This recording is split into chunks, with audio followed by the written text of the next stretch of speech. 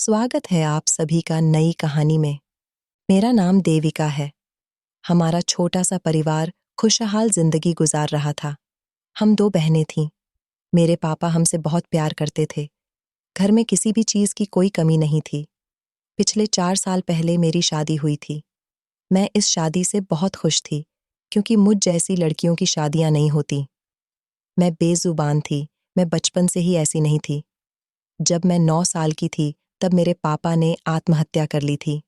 दरअसल मेरे पापा सरकारी कर्मचारी थे। उनके दफ्तर के ही कुछ लोगों ने मिलकर उन पर आरोप लगाया था कि उन्होंने रिश्वत ली है। रिश्वतखोरी के जुर्म में उन्हें अरेस्ट कर लिया गया था। इस बीच उनकी बहुत बदनामी हुई थी। लोग उन्हें रिश्वतखोर कहने लगे थे। उस समय हम दोनों बहनें बहुत छोटी थीं। पापा अपनी दोनों बेटियों से बहुत प्यार करते थे। हम भी अपने पापा से इतना प्यार करते थे कि हमेशा हमने अपने पापा का कहना माना था। कभी उनकी मर्जी के बिना कोई काम नहीं किया था।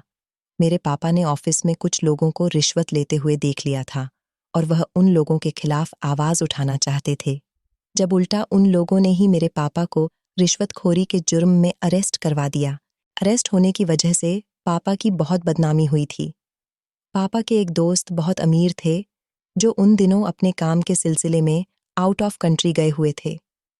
जब वो वहां से आए तो उन्हें पता चला कि उनके जिगरी दोस्त के साथ ये सब कुछ हो गया।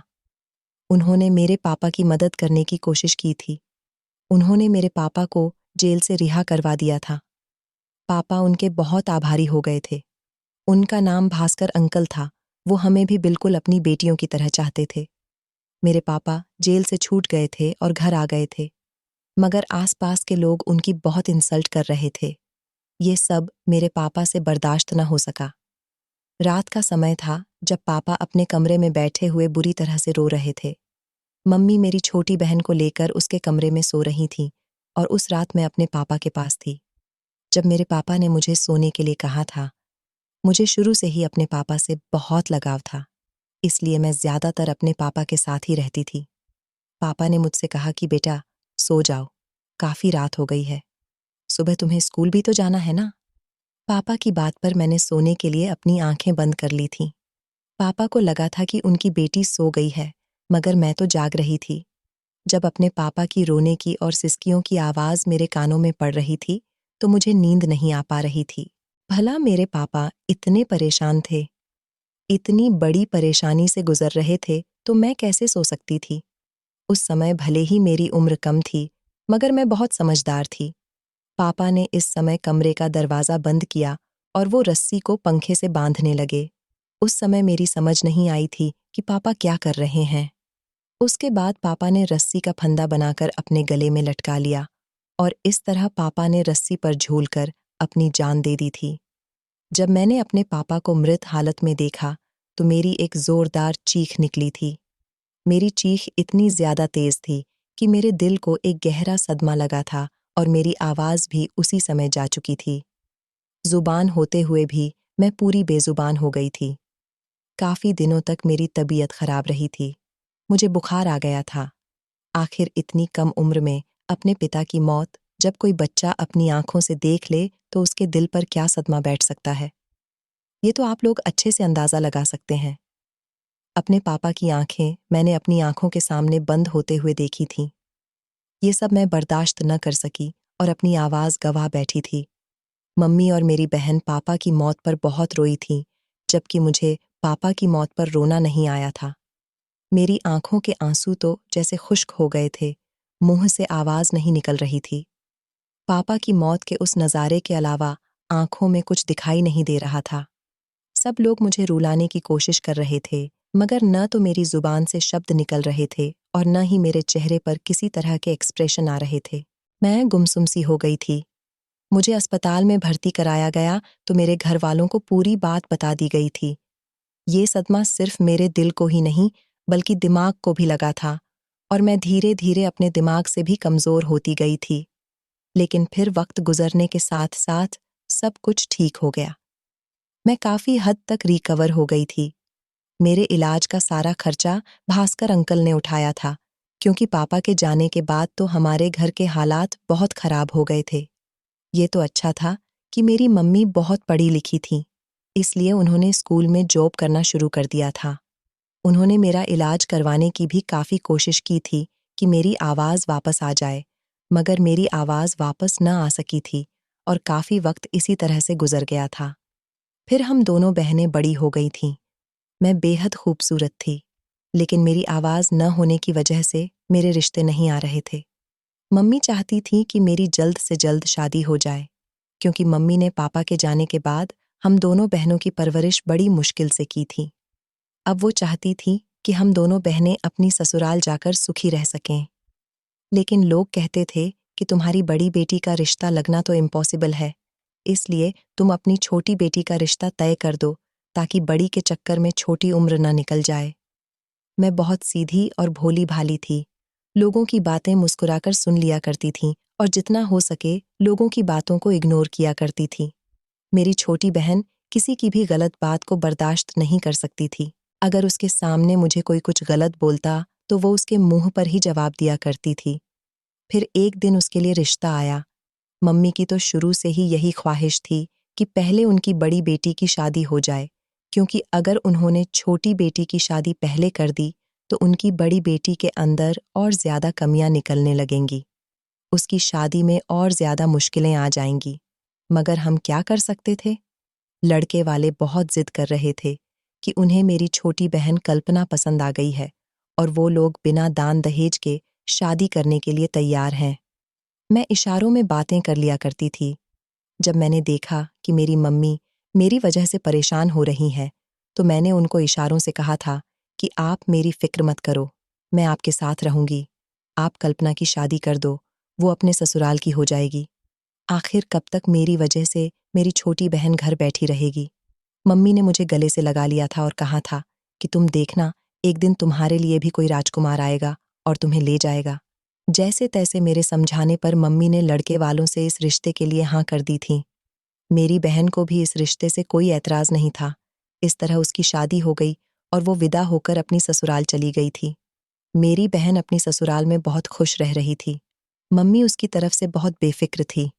काफी वक्त इसी तरह से गुजर गया जब एक दिन भास्कर अंकल हमारे घर आए और उन्होंने मम्मी से मेरे भी रिश्ते की बात की थी। भास्कर अंकल कहते थे कि अगर मेरा कोई बेटा होता तो मैं तुम्हारी बड़ी बेटी को अपने घर की बहू बना लेता, मगर भगवान ने मुझे सिर्फ बेटियां दी हैं। मैं आप लोगों के लिए ज्यादा तो कुछ नहीं कर सकता, लेकिन देविका के लिए एक रिश्ता लेकर आया हूं।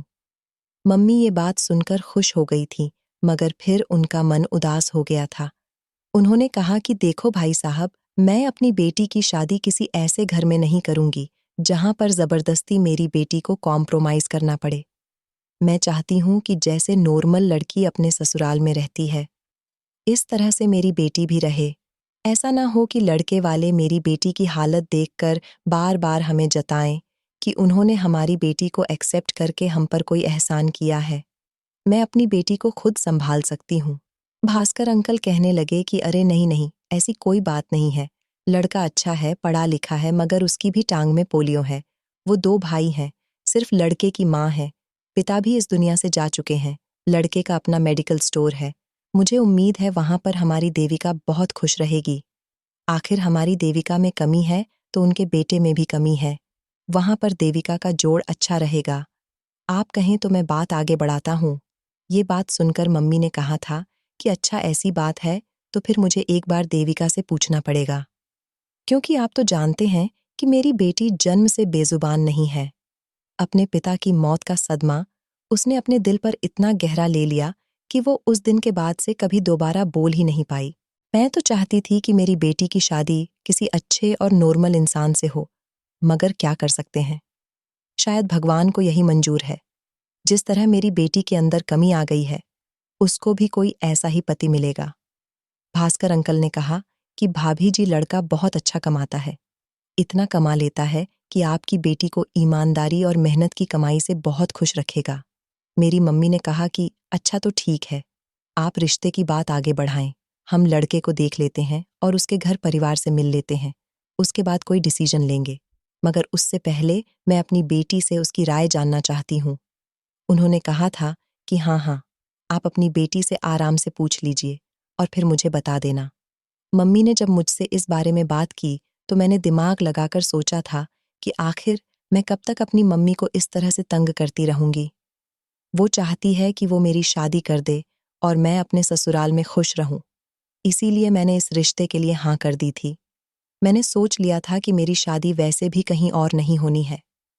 अगर मेरा भाग्य इसी लड़के के साथ जुड़ा होगा तो यहीं से ही मेरी शादी हो जाएगी। मैंने इस रिश्ते के लिए हाँ कर दी थी। मम्मी बहुत खुश हो गई थी। जब वो लड़के से मिली तो उन्हें उसको देखकर बेहद अफसोस हुआ था, क्योंकि वो बहुत स्मार्ट और पढ़ा लिखा था।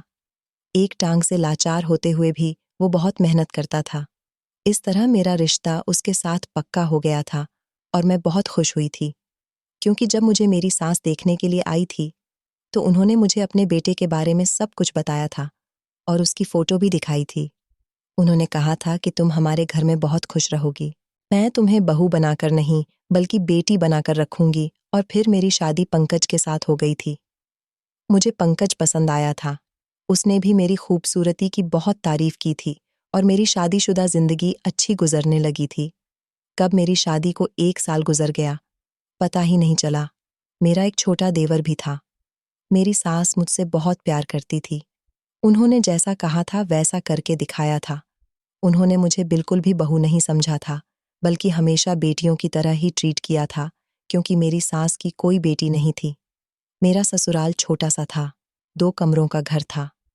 एक कमरे में मैं और मेरे पति रहते थे, जबकि दूसरे कमरे में मेरी सास और देवर रहते थे। छोटा सा आंगन था। अब मेरी सास चाहती थी कि वो अपने छोटे बेटे की शादी कर दे। मेरा देवर पूरी तरह से नॉर्मल था और अब वो भी अपने भाई के साथ मेडिकल स्टोर पर जाने लगा था। दोनों भाई मिल बांट कर काम किया करते थे और उन दोनों की कमाई से ही घर चल रहा था। मेरे पति और सास ने मुझे कभी किसी तरह की कोई कमी नहीं होने दी थी। मैं घर के सारे काम करती थी। अपनी सास को कभी कुछ नहीं करने देती थी। मेरी सास ने अपने छोटे बेटे के लिए लड़की तलाश करनी शुरू कर दी थी। मेरी सास बहुत अच्छी थी। वो ज्यादातर अब बीमार रहती थी और अपने कमरे में ही रहती थी। वो चाहती थी कि उनके छोटे बेटे की पत्नी भी उनकी बड़ी बहू की तरह हो, जो घर को अच्छी तरह से संभाल ले और घर में निभाने वाली हो। फिर एक दिन मेरी सास को पड़ोस की ही एक औरत ने मेरे देवर प्रतीक के लिए एक लड़की बताई थी। उन्हें वो लड़की बहुत पसंद आई, तो इस तरह उसका रिश्ता मेरे देवर के साथ पक्का हो गया था और फिर मेरे देवर की भी शादी हो गई थी। और मेरी सास जिस कमरे में वो अपने बेटे के साथ रहती थी, अब उन्होंने बाहर आंगन में अपनी चारपाई डाल ली थी और उस कमरे में अब उनके छोटे बहू बेटे रहने लगे थे। मेरे पति को ये बात पसंद नहीं आई थी कि उनकी माँ आंगन में रहे, इसलिए उन्होंने मेरी सास से मेरे कमरे में रहने के लिए कहा था। मुझे भी इस बात से कोई ऐतराज नहीं था। मेरी सास मेरी माँ समान थी। वो हमारे कमरे में रह सकती थी।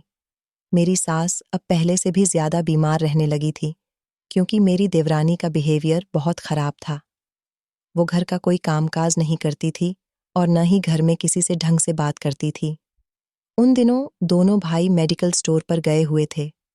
जब मैं अपनी मम्मी से मिलकर ससुराल वापस आई थी, उस समय लगभग रात के 7 बज रहे थे।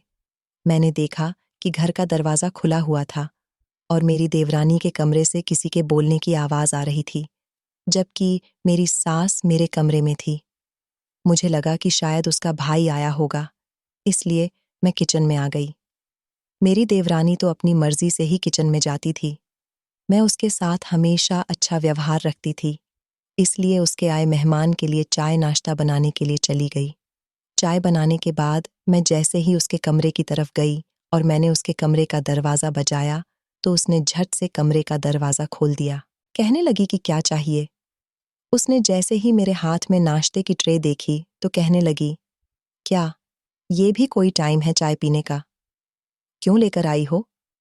मैंने उसे इशारे से कहा कि तुम्हारे कमरे में कोई मेहमान बैठा है, उसके लिए लाई हूं। तो वो कहने लगी कि मेरे कमरे में तो कोई भी मेहमान नहीं है। ये कहकर उसने मुझे दोबारा से जाने के लिए कहा। मैं खामोशी से किचन में आ गई थी और फिर मैं अपने काम में बिजी हो गई थी। जब मुझे ऐसा लगा जैसे मेरी देवरानी के कमरे से निकलकर कोई घर के दरवाजे की तरफ गया है।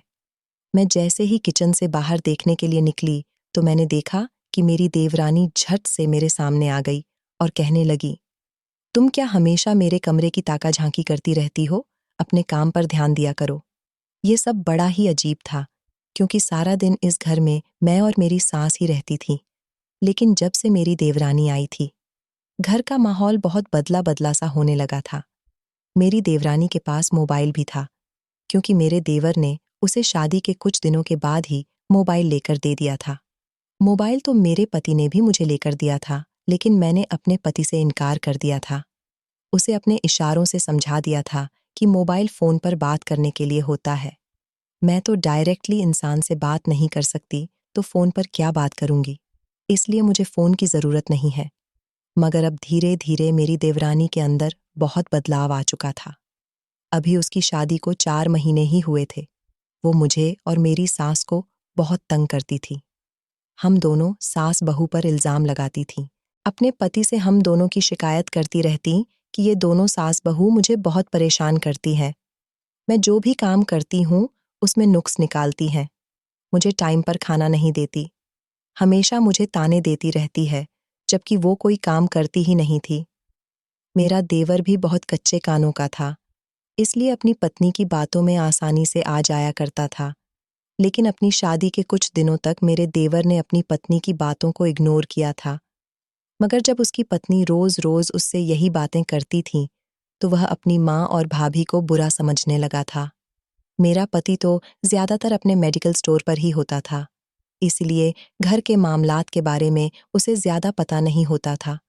मगर देवर अब बहुत ज़्यादा समझदार हो गया था। वो पूरी तरह से अपनी पत्नी के कब्ज़े में आ गया था। मेरी सास दिन-रात रोती रहती थी। कहती थी कि ये न जाने कैसी बहू मैं अपने घर में ले आई हूँ, जिसने मेरे पूरे घर के माहौल को बदल कर रख दिया। हमेशा हमारे घर में लड़ाई झगड़े होते रहते थे। मैं तो अपनी देवरानी को कोई जवाब दे ही नहीं सकती थी, लेकिन मेरे बदले का जवाब मेरी सास दिया करती थी। ज़्यादातर लड़ाई मेरी देवरानी की मेरी सास से ही होती थी। मैं ये बात जानती थी कि मेरी देवरानी की हर बात गलत होती है, मगर फिर भी मैं अपनी सास को समझा बुझाकर शांत कर दिया करती थी।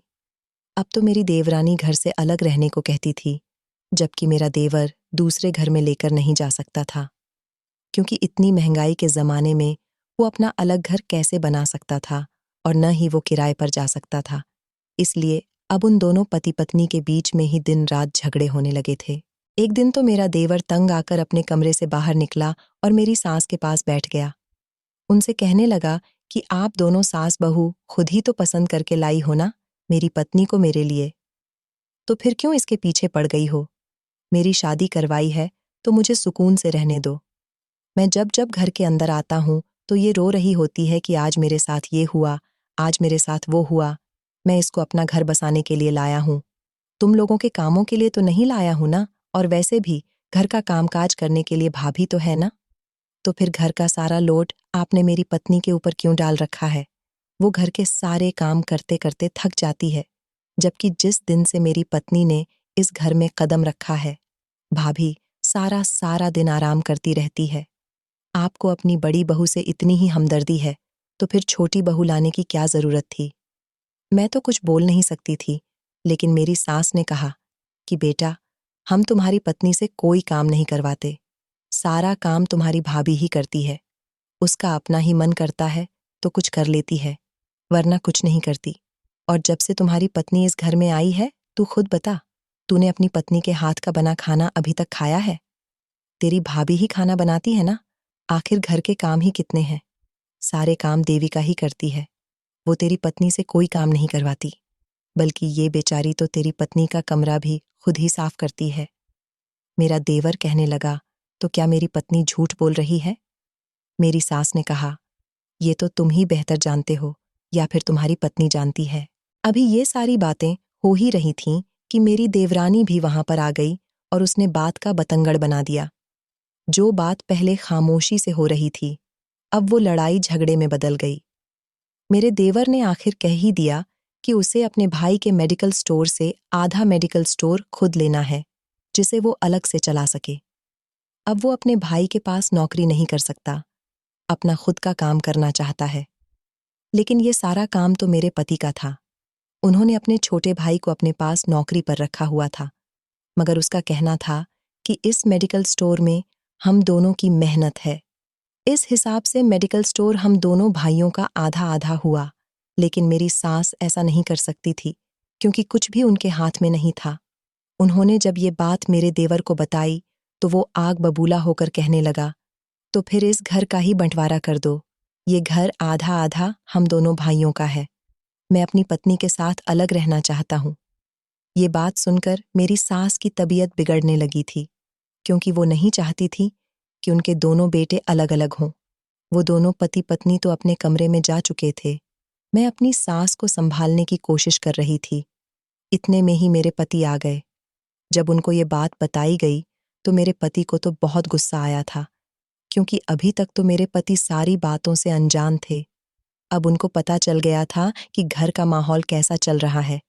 अपने भाई की ये बात सुनकर कि उसे घर का बंटवारा करना है, उनके दिल पर बहुत गहरा सदमा पहुंचा था। वो काफी दिनों तक अपने भाई से नहीं बोले थे। घर का माहौल बहुत बिगड़ा हुआ चल रहा था। इसी दौरान मेरे पति का एक्सीडेंट हो गया। एक तो वो बेचारे पहले से ही एक टांग से लाचार थे, जब वो मेडिकल से आते समय सड़क पार कर रहे थे। उसी समय तेज रफ्तार गाड़ी ने उनको एक जोरदार टक्कर मार दी और वो नहीं बच सके। वो इस दुनिया को छोड़कर चले गए थे। अपने पति की मौत पर मैं बहुत रोई थी। मुझे कुछ भी अच्छा नहीं लग रहा था। मेरी सास का हाल भी कुछ ऐसा ही था। वो बार बार अपने बेटे को याद करके रोती और कहती कि इस उम्र में तो मुझे चले जाना चाहिए था। मेरा बेटा क्यों मुझे छोड़कर चला गया?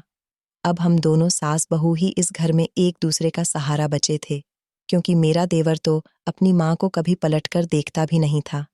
मेरी मम्मी मुझे अपने साथ ले जाने के लिए आई थी। उन्होंने कहा था कि अब तुम्हारा इस घर में कोई नहीं है, तुम मेरे साथ चलो। मगर मैंने मम्मी से इनकार कर दिया था। मेरी सास ने भी मम्मी से कहा था कि मेरी बहू नहीं बल्कि बेटी है और मेरी बेटी को मुझसे जुदा मत करो। जब तक मैं जिंदा हूं, तब तक इसे मेरे साथ रहने दो। जिस दिन मैं इस दुनिया से चली जाऊं, तुम इसे यहां से ले जाना। मम्मी चाहती थी कि वो मेरी दूसरी शादी करवा दे, मगर अब मैं शादी नहीं करना चाहती थी। शादी के 3 साल बाद ही मैं विधवा हो गई थी, और फिर मैं भी अपनी सास को ऐसी हालत में छोड़कर कहीं नहीं जाना चाहती थी। मेरे इनकार पर मम्मी मुझे मेरी सास के पास ही छोड़कर चली गई थी। अब हमारे दिन पहले से भी ज्यादा बुरे गुजरने लगे थे। मेरे पति के पूरे मेडिकल स्टोर पर मेरे देवर ने अपना कब्जा कर लिया था, और इस घर पर भी मेरी देवरानी का ही राज चलने लगा था। एक दिन मैंने देखा था कि मेरी देवरानी किसी से फोन पर बात कर रही थी। वो बहुत प्यार मोहब्बत भरी बातें कर रही थी, क्योंकि मैं उसके कमरे में किसी काम से गई थी। मगर जब मैंने उसके कमरे से आती हुई आवाज सुनी, तो मैं उसके कमरे के दरवाजे पर ही रुक गई थी। मुझे लगा कि वो शायद मेरे देवर से इस तरह की बातें कर रही है, मगर वो इतनी धीमी आवाज में और इतनी मीठी आवाज में बात कर रही थी कि मुझे हैरानी हुई थी। वो जब हमसे लड़ाई लड़ती थी, तो उसकी आवाज बड़ी ही कड़क होती थी, और इस समय तो उसकी आवाज में बड़ी नरमी थी। उसने इधर-उधर की बातें करके आखिर में उसने कुछ ऐसी बात कर दी थी जिसे सुनकर मैं हैरान रह गई, और मेरे दिल में 1000 सवाल उठने लगे। वो ऐसी-ऐसी बातें कह रही थी जो शायद मुझे नहीं सुननी चाहिए थी। मैंने सोचा कि जब मैंने इतनी बातें सुन ही ली हैं, तो थोड़ी और भी सुन लेती हूँ। और फिर आखिर में फ़ोन बंद करते समय उसने कहा था कि अच्छा चलो फिर बात होगी सुशील। मैं ये सुनकर चौंक गई। आखिर ये किस सुशील से बात कर रही थी? मेरे देवर का नाम तो प्रतीक था। इसका मतलब ये था कि मेरी देवरानी जितनी प्यार मोहब्बत भरी बातें कर रही थीं, वो मेरे देवर से नहीं कर रही थीं। उसकी ऐसी हरकतें देखकर तो मुझे बड़ा गुस्सा आया था। मैंने सोच लिया था कि मैं अपने देवर को इस बारे में बताकर ही रहूंगी, लेकिन अभी मेरे देवर के आने में बहुत टाइम था। तो ये सारी बात मैंने इशारों से सबसे पहले अपनी सास को समझा दी थी। मेरी सास कहने लगी कि बेटा, मुझे तो इस लड़की पर पहले से ही शक था। मुझे तो ये पहले से ही ठीक नहीं लगती। अब तुम देखो, मैं अपने बेटे को सब कुछ बताती हूँ, क्योंकि मेरी सास भी समझ गई थी कि मेरी देवरानी किसी और से फोन पर बातें कर रही थी। फिर मुझे याद आया कि मेरा देवर और देवरानी बहुत ही चालाक है। अगर उन्होंने मेरी सास से सबूत मांगा, तो मैं क्या सबूत दूंगी? मैंने अपनी देवरानी को किसी से फोन पर बातें करते हुए सुना है। मैंने इस बार अपनी सास को कह दिया था कि अभी हम इस बारे में प्रतीक से कोई बात नहीं करेंगे, क्योंकि वो हमसे सबूत मांगेगा हमारी सच्चाई का। मैंने उनसे कहा था कि अगली बार अगर मैं ऐसी कोई हरकत भी अपनी देवरानी को करते हुए देखती हूँ, तो मैं उसके खिलाफ सबूत इकट्ठा करूंगी, ताकि हम उसे रंगे हाथों पकड़ सके। मेरी सास कहने लगी कि हाँ, तुम ये बात बिल्कुल ठीक कह रही हो। हम उस दिन दोनों सास बहू खामोश हो गए थे, लेकिन कुछ दिनों बाद मैंने फिर से देखा था कि मेरी देवरानी किसी से वीडियो कॉल पर बात कर रही थी। मैं अपनी देवरानी के कमरे में झांक रही थी। मुझे अपनी देवरानी की शक्ल तो नजर नहीं आ रही थी, लेकिन मोबाइल वाले बंदे की शक्ल साफ नजर आ रही थी। लगता था कि मेरी देवरानी को सबको नाम से पुकारने की आदत थी। इस बार मेरी देवरानी वीडियो कॉल पर कह रही थी कि आकाश, मुझे तुम्हारी बहुत याद आती है। अब ये आकाश कौन था? अब मैं चुप नहीं रह सकती थी। अब मुझे पक्का यकीन हो गया था कि वो मेरे देवर को धोखा दे रही है और मेरे देवर पर उसके प्यार का भूत सवार है। उसकी आंखों पर पट्टी बंधी हुई है, तभी उसे अपनी पत्नी की हरकतें दिखाई नहीं देती। धीरे धीरे उसकी कमजोरी मेरे हाथ में आ रही थी, मगर मैं बेजुबान कुछ नहीं कर सकती थी। लेकिन मैंने सोच लिया था कि मुझे कुछ न कुछ तो करना ही होगा। इस बार मैंने ये बात अपनी सास को नहीं बताई। मेरी सास तो वैसे भी यही चाहती थी कि किसी भी तरह मेरी देवरानी घर से निकल जाए। वो जरूर भावनाओं में बह जाती, इसलिए मुझे समझदारी से काम लेना था। मैंने अपने देवर के आने का इंतजार किया और अपनी सास के सामने अपने देवर को इशारों से ये बात समझा दी कि उसकी पत्नी गैर मर्दों से फोन पर बातें करती है। मैंने उसे समझाया कि आज भी वो वीडियो कॉल पर किसी से बात कर रही थी और बहुत ज्यादा तैयार होकर और कह रही थी कि आकाश, मैं तुम्हारे बिना नहीं रह सकती। मेरी बात समझकर तो मेरे देवर की आंखें फटी की फटी रह गई थीं। तभी मेरी देवरानी मीनाक्षी वहां पर आ गई और कहने लगी कि प्रतीक, तुम अपनी गूंगी भाभी की बातों में आ रहे हो। ये औरत तो गूंगी होने के साथ साथ बेवकूफ भी है। मैं भला किससे फोन पर बात करूंगी? मैं तो मोबाइल में सीरियल देख रही थी और जैसे जैसे डायलॉग उसमें आ रहे थे, उन डायलॉग को कॉपी कर रही थी और उनके जैसी एक्टिंग करने की कोशिश कर रही थी। ये सब करने का मुझे शौक है। पूछो अपनी भाभी से, क्या इन्होंने मोबाइल स्क्रीन पर किसी को मुझसे बात करते हुए देखा था? मेरे देवर ने मेरी तरफ घूर कर देखा और कहने लगा कि आपने किसी की आवाज मोबाइल की तरफ से आती हुई सुनी थी या किसी को मोबाइल स्क्रीन पर देखा था। मेरा मन बिल्कुल साफ था। मैं चाहती तो अपनी देवरानी पर और भी इल्जाम लगा सकती थी, मगर मैं जितना जानती थी मैंने उतना ही बताया। मैंने ना में सर हिला दिया था। मेरी देवरानी मुझे देखकर मुस्कुरा रही थी, जबकि मेरी सास ने अपना सर पकड़ लिया। मेरे देवर को बहुत गुस्सा आया था। वो मुझ पर जोर से चिल्लाया था। मैं डरकर अपनी सास के पीछे हो गई थी। मेरा देवर कहने लगा, अगर मीनाक्षी मोबाइल पकड़कर एक्टिंग कर रही थी तो इसका मतलब ये तो नहीं कि वो किसी और से बातें कर रही थी। पहले बात की जांच पड़ताल निकाल लिया करो कि कौन क्या कर रहा है। बिना सोचे समझे किसी पर इल्जाम नहीं लगाना चाहिए। भाभी, आखिर आपकी हिम्मत भी कैसे हुई मेरी पवित्र पत्नी पर आरोप लगाने की? अपने देवर की बातों से मैं बेहद डर गई थी। उसकी पत्नी कितनी पवित्र थी, ये तो मैं बहुत अच्छी तरह से जानती थी, मगर मैंने इस बार भी गलती कर दी थी। बिना ही सबूत के मैंने अपने देवर को उसकी पत्नी की हकीकत के बारे में बता दिया था, जिस पर मेरे देवर ने मेरी बात का कोई यकीन नहीं किया था। मेरी देवरानी ने आग में तेल डाला और रोना शुरू कर दिया। वो कहने लगी कि इस औरत ने बेजुबान होते हुए भी मुझ पर इतना घटिया इल्जाम लगा दिया। सोचो, ये बोलती होती तो ना जाने क्या करती। इसने तो ये भी नहीं सोचा कि ये अब विधवा हो चुकी है, अपने देवर की कमाई खा रही है, इसलिए इस घर में खामोशी से रहती रहे। मगर नहीं, जिनकी कमाई खा रही है उसी की पत्नी पर इल्जाम लगाने पर आ गई है। ये सब सुनकर मेरी सास जोर जोर से रो रही थी। उसने तो मुझ पर यह भी इल्जाम लगा दिया था कि मेरे कमरे में ताका झांकी क्यों करती रहती है। इसे कोई हक नहीं बनता मेरे कमरे में ताक झांक करने का। मेरा देवर कहने लगा कि माँ, मुझे तो लगता है कि आपको भाभी को उनके मायके पहुंचा देना चाहिए। मैं कल ही भाभी को उनके मायके छोड़कर आता हूँ, क्योंकि भाभी की अगर यही हरकतें रहीं तो हमारे घर में कभी सुख शांति भरा माहौल नहीं बन सकेगा। मेरी सास ने मेरा मजबूती से हाथ पकड़ लिया और कहने लगी कि नहीं, मेरी बहू कहीं नहीं जाएगी, ये मेरे साथ यहीं रहेगी।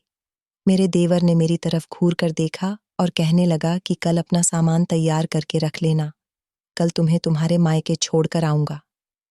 मैं गर्दन हिलाते हुए रोने लगी थी और अपनी सास को अपनी रोती हुई नजरों से बता रही थी कि मैं आपको छोड़कर कहीं नहीं जाना चाहती। जबकि मेरी सास का भी यही हाल था। उन्होंने कहा कि नहीं बेटा, मैं तुम्हें कहीं नहीं जाने दूंगी, क्योंकि मेरी सास जानती थी कि कौन सच्चा है और कौन झूठा है। ये सब करना मुझ पर बहुत भारी पड़ गया था। मैं सारी रात रोती रही थी और मुझे अपने पति की बहुत याद आ रही थी। अगर मेरा पति आज जिंदा होता तो शायद मुझे और उसकी माँ को इन सारी तकलीफों से न गुजरना पड़ता। अगले दिन मेरे देवर ने मेरी देवरानी से कह दिया था कि वो मुझसे मेरा कमरा खाली करवा ले, क्योंकि वो मुझे मेरे मायके छोड़कर आएगा। इसीलिए मीनाक्षी ने मेरे कमरे का सारा सामान बाहर फेंकना शुरू कर दिया था। मैं रो रही थी कि प्लीज मेरे साथ ऐसा मत करो, मैं यहाँ से कहीं नहीं जाऊंगी। मैं उसके आगे हाथ जोड़ रही थी, मगर वो मेरा कोई भी इशारा समझने के लिए तैयार नहीं थी।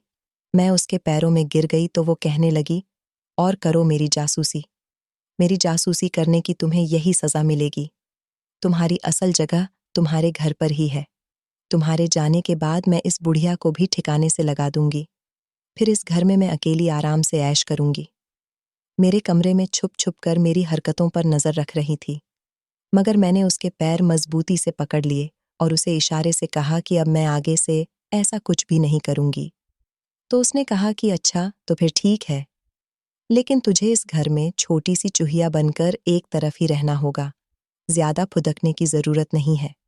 आखिरकार मुझे तेरे जाने के बाद घर के कामकाज की बहुत परेशानी होगी। चल तो फिर तू यही रह। उसने मेरे बाल मजबूती से पकड़े और कहने लगी, मगर जो गलती तूने की है, ऐसी गलती अगर दोबारा करने की कोशिश की तो मैं तेरा क्या हाल करूंगी, ये तू बहुत अच्छी तरह से जानती है। चल अब उठ और ये सारा सामान समेट कर रख। इस जंग में मेरी देवरानी जीत चुकी थी। अब वो हम दोनों सास बहू को ढंग का खाना भी नहीं देती थी। दोनों पति पत्नी खाना मिलकर आराम से खाते थे और हम दोनों सास बहू को उनके आगे का बचा हुआ खाना मिलता था, जो मैं खुद भी नहीं खाती थी। अपनी सास को खिला दिया करती थी क्योंकि उनकी तबीयत खराब रहती थी, इसलिए ये खाना मुझसे ज्यादा उनके लिए बेहद जरूरी था। मेरी देवरानी ने मेरे देवर से न जाने क्या कहा था कि वो मुझे घर से निकाल नहीं पाया था, मगर ये सब देखकर मेरी सास बहुत परेशान थी। वो कहती थी कि बहू, मेरी वजह से तू इस घर में टिकी हुई है, अगर तू चाहे तो अपने मायके जा सकती है। मगर मैंने उनके हाथ पकड़ लिए थे और उन्हें अपनी रोती हुई आंखों से समझाया कि मैं उन्हें छोड़कर कहीं नहीं जाऊंगी। उन्होंने हमेशा मेरी माँ की तरह मेरा ख्याल रखा, भला मैं ऐसे मुश्किल समय में उन्हें छोड़कर कैसे जा सकती थी। पहले तो मेरी देवरानी मुझे और मेरी सास से छुपकर ये सारे काम करती थी, लेकिन अब वो खुलेआम सब कुछ करने लगी थी, जिससे ये सब साफ साफ जाहिर हो गया था कि वो एक कैरेक्टरलेस औरत थी। वह एक ऐसी औरत थी जिसे अपनी खूबसूरती के जाल में मर्दों को फंसाने की बहुत चाहत थी। वो मर्दों को फंसाकर उनसे पैसे लूटती थी, उनके साथ खुशी खुशी बातें करके उनसे अपनी तारीफ करवाती थी। ये सब करना उसे बहुत पसंद था। हम दोनों सास बहू कुछ नहीं कर सकते थे, इसलिए हम ये सब खामोशी से देखते रहते थे। कई बार तो ऐसा भी हुआ था कि मर्द घर में भी आते थे और आते ही उसके कमरे में चले जाते थे। काफी देर के बाद वो लोग निकल कर जाते थे। अभी तक इस बारे में मेरे देवर को पता नहीं चला था कि उसकी पत्नी कैसी है। वो तो अपनी माँ और अपनी भाभी को ही गलत समझता था। मैं चाहकर भी उसकी सच्चाई अपने देवर के सामने नहीं ला सकती थी, क्योंकि अब मैं जानती थी कि मेरा अंजाम बहुत बुरा होने वाला है। इसलिए मुझे खामोश ही रहना था।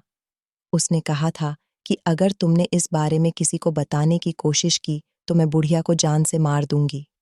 वो मेरी सास को मारने की धमकी दिया करती थी और कहती थी कि तुझ पर इतने इल्जाम लगाऊंगी कि तुझे अपनी जिंदगी से नफरत होने लगेगी। वो बहुत शातिर और चालाक थी, इसलिए मैं उसकी बातों को खामोशी से बर्दाश्त किया करती थी। सब कुछ अपनी आंखों से देखते हुए भी मुझे इग्नोर करना पड़ता था। मैं घर के सारे काम नौकरानियों की तरह करती थी और एक तरफ अपनी सास की भी सेवा करती थी। मेरी देवरानी बस इतना चाहती थी कि वो पूरा घर उसका हो जाए और मेरे देवर को भी उसके बारे में कभी कुछ पता न चले। वो मेरे देवर के सामने तो उसकी बनकर रहती, जबकि देवर के पीछे दूसरे मर्दों के साथ इश्क लड़ाया करती थी। मैं चाहती तो उसके वीडियो बनाकर उसके पति को दिखा सकती थी, मगर मेरे पास तो एक मोबाइल भी नहीं था। उस समय मुझे अपने पति की याद आती थी, जब वो मुझे ज़बरदस्ती मोबाइल दे रहे थे और उसने कहा था कि ज़रूरी नहीं कि न बोलने वाला इंसान ही इसका इस्तेमाल करे, ये तुम्हारे बहुत काम आ सकता है। मगर मैंने फिर भी अपने पति से इनकार कर दिया था कि मुझे मोबाइल की कोई ज़रूरत नहीं है। एक दिन मेरी देवरानी ने मुझे फंसाने की पूरी पूरी कोशिश की थी। मैं नहीं जानती थी कि मेरी देवरानी इतनी हद तक गिर सकती है कि अब की बार वो अपना निशाना मुझे बनाएगी। रात का समय था, जब मैं अपने कमरे में जाग रही थी। मुझे नींद नहीं आ रही थी। मुझे ऐसा लगा जैसे छत पर कोई गया है और छत की सीढ़ियों का दरवाज़ा भी खुला हुआ था। मैं धीमे-धीमे कदमों से छत पर गई। छत पर सच में कोई था, मगर कौन था, ये मैं जानना चाहती थी, क्योंकि कोई छत के कोने की तरफ खड़ा हुआ था। यही देखने के लिए मैं धीमे-धीमे कदमों से उधर गई और ये देखकर मेरे पैरों तले से ज़मीन निकल गई थी कि छत पर मेरी देवरानी थी और उसके साथ पड़ोस का लड़का भी मौजूद था। मेरी देवरानी उसके साथ बहुत चिपक कर खड़ी हुई थी और प्यार मोहब्बत की बातें कर रही थी। ये सब मैं अपने देवर को दिखाना चाहती थी, इसलिए मैं वहां से वापस लौटने लगी ताकि नीचे आकर अपने देवर को जगा सकूं। मगर मेरे पैर से टकराकर अचानक गमला गिर गया था। मेरी देवरानी और वो लड़का समझ गए थे कि छत पर कोई है। वो लड़का घबरा गया और बराबर वाली छत से कूदकर भाग गया था, जबकि मेरी देवरानी मुझे देखकर दंग रह गई। मैंने भागने की कोशिश की तो मेरी देवरानी ने मुझे पकड़ लिया और कहने लगी, तू आज फिर से मेरी जासूसी कर रही थी। अब तू देख, तू अब कुछ भी करने के काबिल नहीं रहेगी। मेरी देवरानी ने मेरी तरफ देखकर कहा कि आज मैं तुझे नहीं छोड़ूंगी। आज मेरे हाथों से तू नहीं बच सकती। मेरी देवरानी मुझे छत की दीवार के पास ले गई। मैं गूंगी थी, इसलिए मैं शोर नहीं मचा सकती थी, वरना इतनी रात को मेरे चीखने चिल्लाने से आसपास के सारे लोग जाग जाते। मैं बार बार गर्दन हिलाकर अपनी देवरानी से कह रही थी कि मुझे छोड़ दो, मुझे माफ कर दो, मैं किसी को कुछ नहीं बताऊंगी। मगर मेरी देवरानी मुझे आज जान से मारने वाली थी। उसने मुझे छत से फेंकने का प्रोग्राम बना लिया था। वो मुझे छत से नीचे की तरफ धकेलने जा रही थी। वो मुझे जबरदस्ती धक्का देने की कोशिश कर रही थी, मगर अंधेरे में अचानक मुझ पर जोर देने की वजह से वो मुझे धक्का न दे सकी, बल्कि खुद ही छत से नीचे गिर गई थी और वो गिरकर सीधा घर के बाहर गई और ज्यादा ऊंचाई से नहीं गिरी थी। मगर वो मुझे गिराकर या तो लाचार कर देना चाहती थी या फिर इस दुनिया से भेज देना चाहती थी। मगर वो ये नहीं जानती थी कि वो खुद इस दुनिया से जाने वाली है। उसकी मौत इसी तरह से लिखी हुई थी, क्योंकि उसके पाप का घड़ा भर चुका था। हैरानी वाली बात तो ये थी कि सिर्फ थोड़ी सी ही ऊंचाई से गिरकर उसकी मौत कैसे हो गई। आखिरकार भगवान को मुझे उससे बचाना था। मेरी देवरानी गिरी, तब उसकी चीख नहीं निकली थी। मैं तो वापस अपने कमरे में आ गई थी। मुझे बहुत डर लग रहा था। जब थोड़ा थोड़ा दिन निकलते ही मेरी देवरानी की मौत का सबको पता चला, तो चारों तरफ हड़कंप मच गया था। समझ नहीं आ रहा था कि उसकी मौत कैसे हुई। पुलिस भी आ गई थी। मेरी देवरानी की लाश का पोस्टमार्टम कराया गया तो पता चला कि मेरी देवरानी की ऊंचाई से गिरने पर मौत हो गई। उस रात जब मैं छत पर गई थी, वो लड़का भी मौके पर भाग गया था। इसलिए उसके भागने के बाद हम दोनों के बीच क्या हुआ था, ये तो वो भी नहीं जानता था। उसे डर लगा था कि कहीं छत पर प्रतीक तो नहीं आ गया। वो मेरे देवर के हाथों पकड़ा जाता, इसलिए वो वहां से भाग गया था। और मेरी देवरानी की मौत किस तरह से हुई, ये सब लोगों के लिए एक राज बनकर रह गया। मगर मेरी देवरानी की हकीकत भी उसके मरने के बाद मेरे देवर के सामने आ चुकी थी। जब मोहल्ले के लोगों ने मेरे देवर को बताया था कि तुम्हारी पत्नी अच्छी औरत नहीं थी, उसका मोहल्ले के ही कई लड़कों के साथ अफेयर था।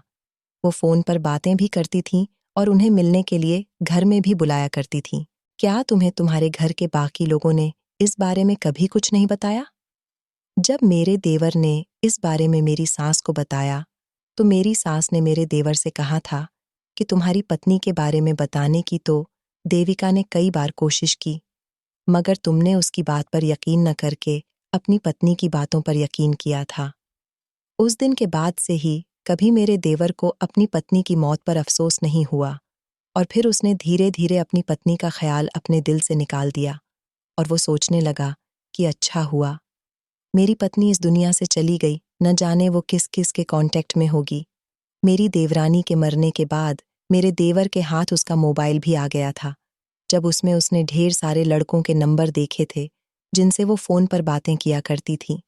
मेरा देवर जो पहले अपनी माँ और भाभी को बुरा समझता था, अब वो अपनी गलती पर बहुत शर्मिंदा होने लगा था और उसने हम दोनों से अपने किए की माफ़ी मांगी थी। उसने उस दिन के बाद कभी मुझे उस घर से जाने नहीं दिया और अब वो अपनी माँ का भी बहुत ख्याल रखता है और मुझे अपनी बड़ी बहन की तरह समझता है। मगर मेरे देवर ने दोबारा किसी से शादी नहीं की और आज वो अपनी गलती पर बहुत पछताते हैं। कभी कभी उन लोगों की बातों पर भी यकीन कर लेना चाहिए जो जुबान से नहीं बोलते, जो आपको सच बताने की कोशिश करते हैं, मगर आप उनकी मजबूरी का फ़ायदा उठाते हैं और वही आपकी सबसे बड़ी गलती होती है, क्योंकि आप हर बात को एक नज़रिए से देखते हैं। बात का दूसरा पहलू भी समझ लेना चाहिए। शायद बेजुबान इंसान आपसे कुछ ऐसा कहने की कोशिश कर रहा हो जिसमें आपका ही फ़ायदा हो। तो दोस्तों, इस कहानी को लेकर आपकी क्या राय है? कमेंट बॉक्स में ज़रूर बताएं और अगर कहानी अच्छी लगी हो तो प्लीज़ इसे लाइक करें, शेयर करें और चैनल को सब्सक्राइब ज़रूर करें। मिलते हैं किसी नई कहानी के साथ अगली वीडियो में। धन्यवाद।